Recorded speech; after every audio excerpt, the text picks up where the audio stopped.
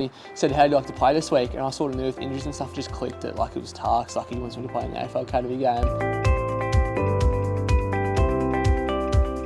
It was unreal, loved the experience. The first time I was in school holidays, I was shooting the basketball and it was a random number and I didn't know who it was, and Tark and I left me a message and Tark was talking to me like I knew who he was. Had no idea who he was because he obviously didn't see the message, and he said, how do you like to play this week? And I sort of knew with injuries and stuff, just clicked it, like it was Tarks, like he wants me to play in the AFL Academy game.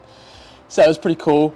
It's sort of pretty cool to think back on, to force your way into a side. I know there was injuries as well, but if you told me this pre-season I'd be playing the AFL Academy game, considering I wasn't in it, I wouldn't believe this. And the second time actually, I wasn't going to play because injuries was back. Everyone was back from injuries, and then there was more injuries during the training run, the captain's run. And then I was in school, and it was day before, like we were playing a 10 o'clock game, and it was my last period of the day, and I got a call from Tark, so I knew straight away, and he called me like 3 times. I couldn't get out of class, and teacher finally let me out of class. I went to the toilet, took the phone call, and I knew what it was about. He said, yeah, we've got some injuries, come down and play against Bulldogs this week. I said, yeah, absolutely. Got on the phone to Dad quickly whipped me up to school, quickly come up to school, got all my books and stuff and went home. So then went straight up to Melbourne on the train. So yeah, that was pretty cool experience happening so fast. I feel like something in those games is not a lot of defending. And I knew, sort of talking to Blackie, one of the coaches at AFL Academy and Vic Country, that it's going to be a big thing today for me. And I feel like that's something that I'm so good at, sort of being really competitive and defending. And I feel like it definitely against Coburg, my defending stood out and sort of was able to get me into the game, which was really cool. But yeah, I thought sort of going into that side, what am I going to bring? And I thought defence was the massive thing I was going to bring for that team, and I felt like I did that well. So yeah. He's had an unreal year.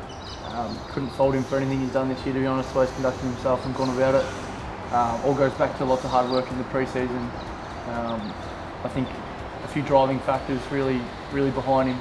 A little kick up the arse over summer. Not getting picked in Oz Academy, which was very stiff.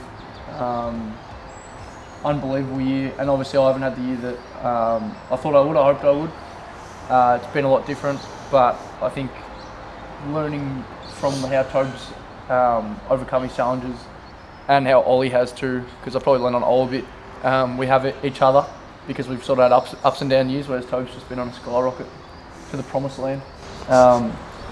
Yeah, look, Tobes just been awesome when I've been down or if I'm injured, getting around me or helping me out on how to get back. Bit of a disappointment for Tobes not back in the Oz team, but sort of fueled the fire, I reckon, for Tobes. And he's worked hard over the off-season. It's really paid off. He's had an unbelievable season, so full credit to him.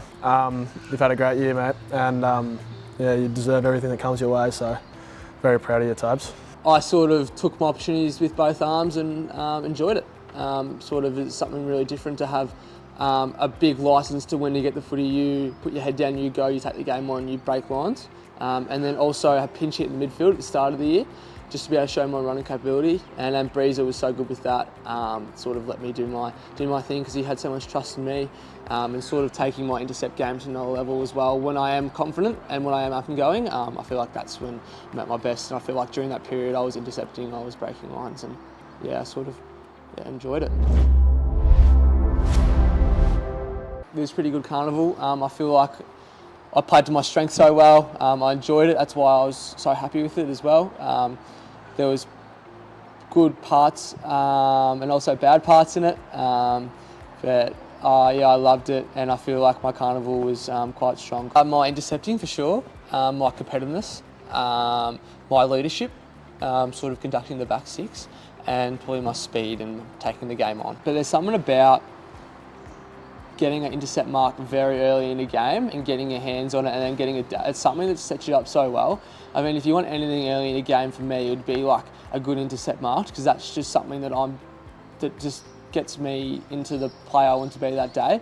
And I feel like it was one of those days where it was one-on-ones, but I was winning them and they'll come in my way. And I feel like that's something that some sort of just comes to me so well, be able to be in those positions, to be able to, I put myself in those positions to be able to do that.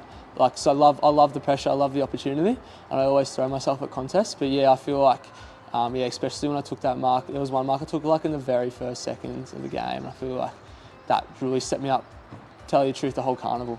Against WA and Vic Metro, probably my high-speed running and be able to composure and hit a kick was a lot better. And I feel like that's what people say to me, and especially back into the year as well. Even though I did go into the midfield, I wasn't blazing away as much, I still use that.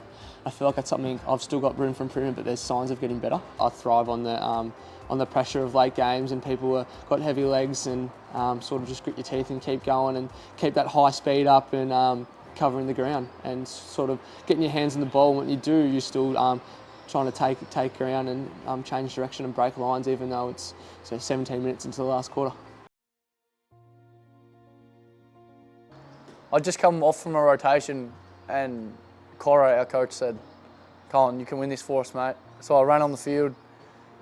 Sammy Lawler was having a set shot about 45 out, and I was just thinking, I reckon he could hang this out a little bit here. And there was a bit of a pack formed, so I had to run on the jump at it, took the mark, I'll claim it. I let it down a little bit at the end, didn't get paid, so I quickly played on, kicked the goal, and everyone celebrated as if we'd won it. And I was like, boys, there's still a minute to go, we've really got to hone in here. Like, it isn't one yet. So it goes to centre bounce, big contest. Tobie won a big contest, and unfortunately got a free kick paid against him. And controversially, yes or no, it could go either way. Gives away a free kick, and Train kicks a goal to win it. It's sort of funny, it's a bit of a blur thinking about it, because you just get so stunned and you're just like, what just happened? All those things go through your head. Yeah, obviously, like, it is what it is. You can't control what you can control. It sucked at the time, you know.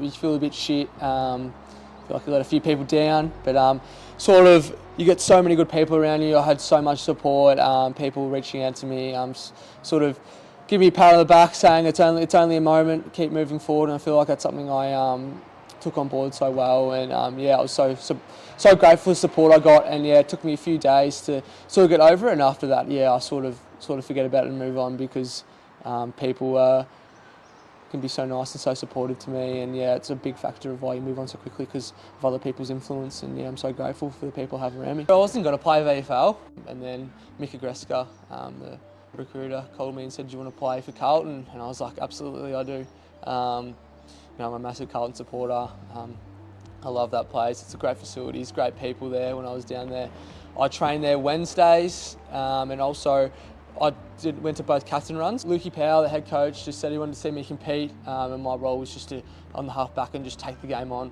like I have all this year, which is I'm so grateful for. Which can be a bit much for someone coming into a side straight up and taking the game on the halfback line. But yeah, I sort of felt like I did that well, and sort of just kept competing, and yeah, and played my role as well.